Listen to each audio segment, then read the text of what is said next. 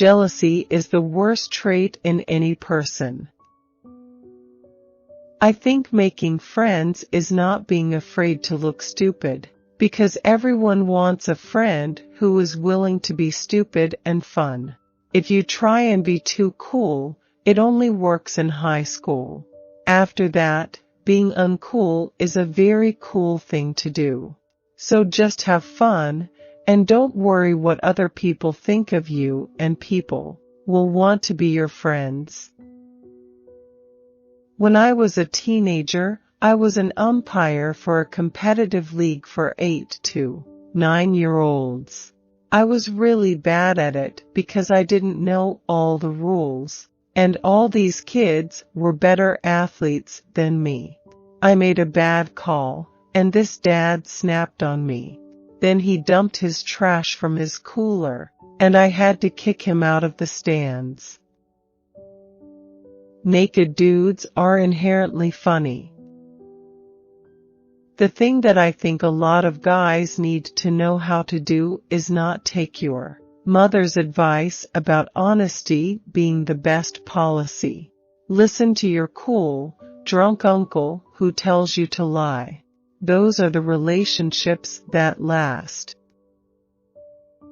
Some celebrities like to get behind water conservation or helping the homeless get back on their feet.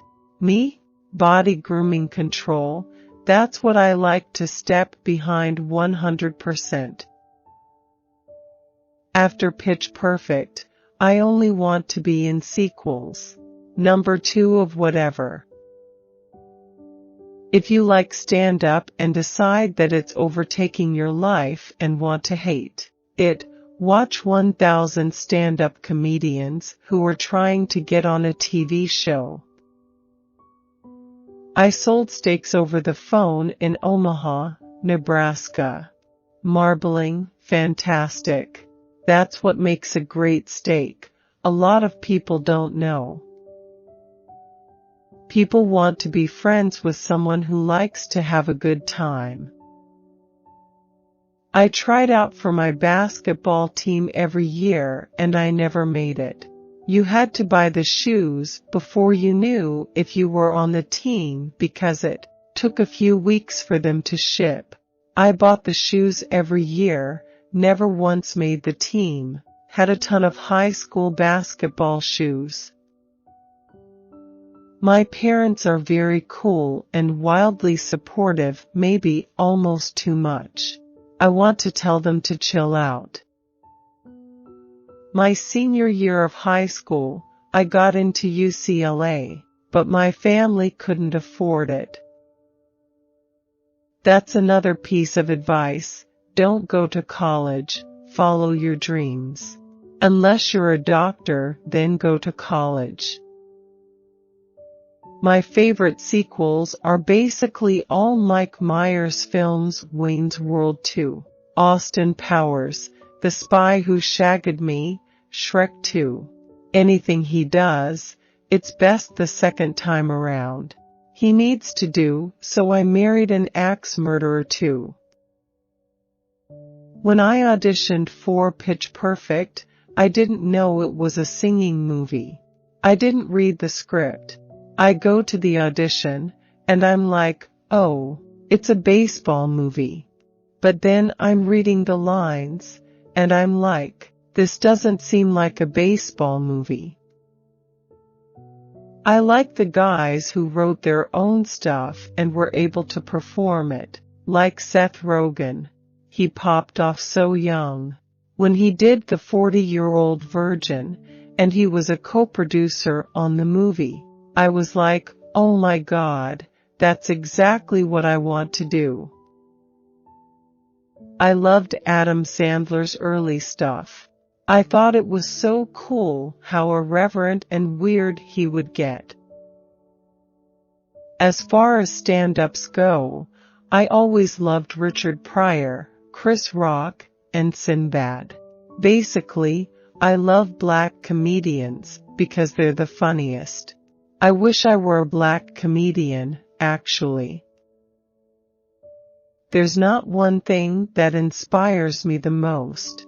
Me and my friends joke around with each other and hang out so much that whatever makes us laugh really hard makes it into Workaholics.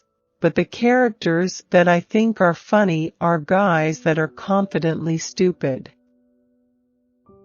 What's so cool about movies is once you're done with the movie, you put it away and come up with a whole new different idea with different characters and a different world.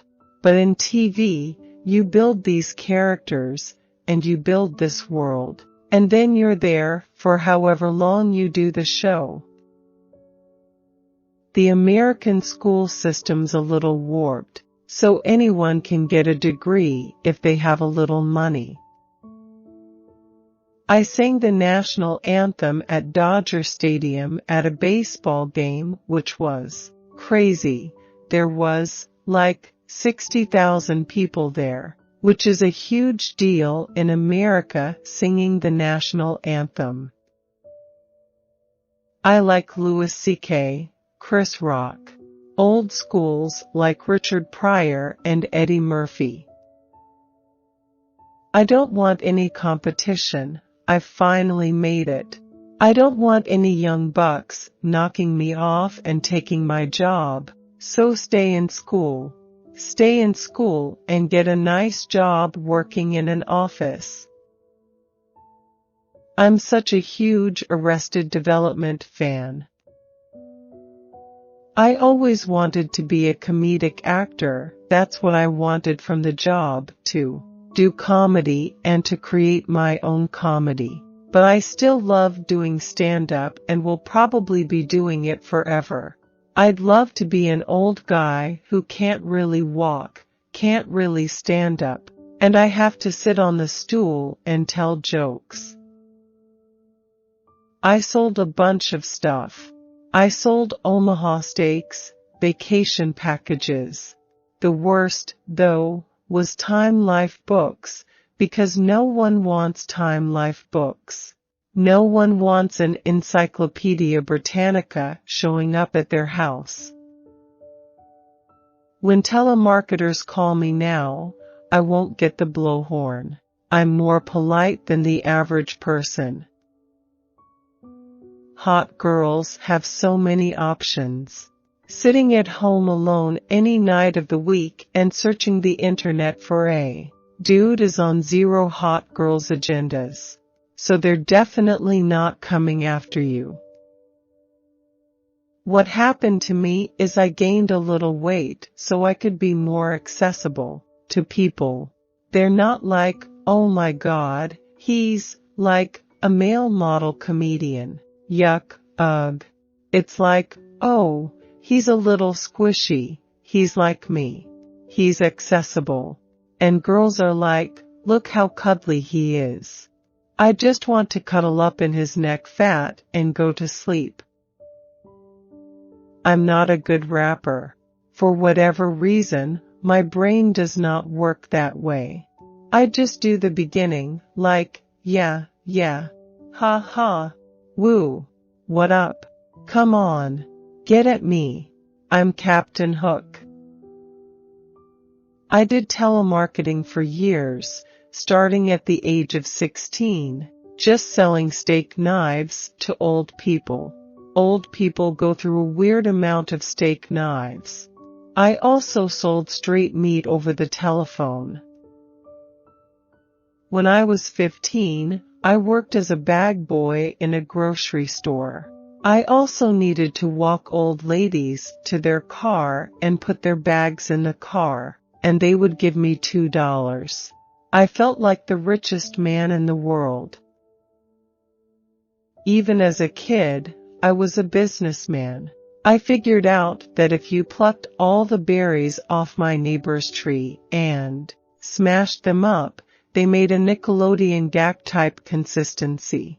I sold them to all the neighborhood kids and made stacks of quarters. Of course, the berries were poisonous, and I got in all types of trouble. I always wanted to be a stand-up comedian, even as a kid. Me and my dad would watch Evening at the Improv on AE. I don't really write jokes down. I tend to have a premise that I work out and test on stage. I tend to have a lot of jokes about ex-girlfriends. They always ask me if they will be the subject of a joke, and I always tell them they won't, unless they do something crazy. They all tend to, so you know where that goes. There are no closed doors. The art will suffer. I still haven't found the humor in getting hit by a cement truck. My knees still hurt when I think about it, so no jokes about that yet. Be yourself. I had this 3-week period where I wore the straw fedora. I thought it was what chicks wanted. And then it dawned on me that I was trying to be something that I wasn't, so I took the fedora off. So be yourself. You want to be excited about what you're doing. So whenever I get tired, I think, would 10-year-old Adam be pretty stoked on what I'm doing and what's happening? So I just live my life as if I'm using my 10-year-old brain.